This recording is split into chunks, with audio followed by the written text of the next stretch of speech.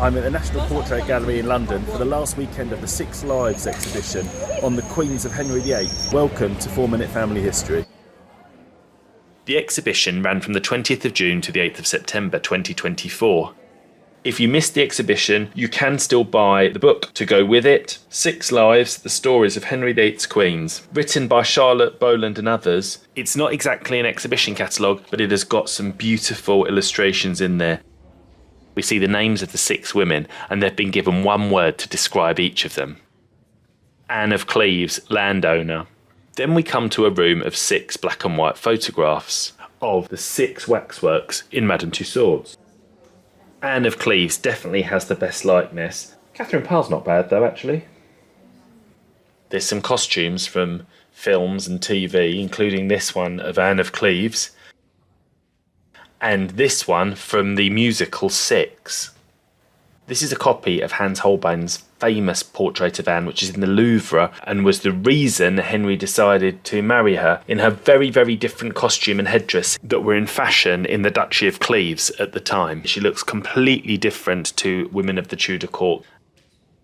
Divorced, beheaded, died. Divorced, beheaded, survived.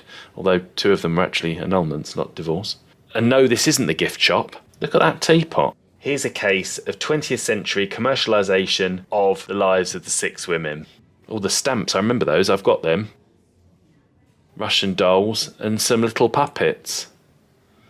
Would you like any in your display cabinet or on your sideboard or a shelf? This is a suit of armour of Henry VIII's from 1540. You can see how his body shape has changed, and look at that big codpiece. The feet are interesting too, looking like leather shoes. There is just so much to see here. We come to the 4th room for Anne of Cleves, Queen of England in 1540. Holding a posy of carnations, which apparently is a sign of betrothal. This is incredibly orange, isn't it? It should be the orange portrait. There is a miniature of Thomas Cromwell. We can see Cromwell on one of the table tennis bats here.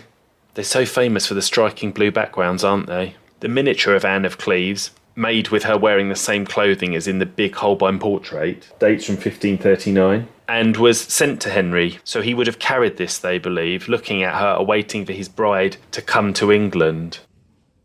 Anne of Cleves' badge, carved in oak, which you can see in Hever Castle. This account book from April 1539 to April 1540 shows what Anne's life was like and what she spent money on. Attention's turned to accounts books a lot more in recent years than the past, and you can find some fascinating detail about the lives of these people.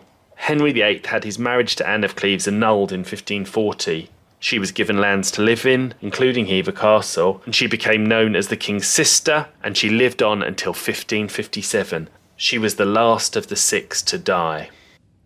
4 Minute Family History is about all aspects of genealogy and family history. So do subscribe if you want to follow these stories and others if you enjoy finding out about the past.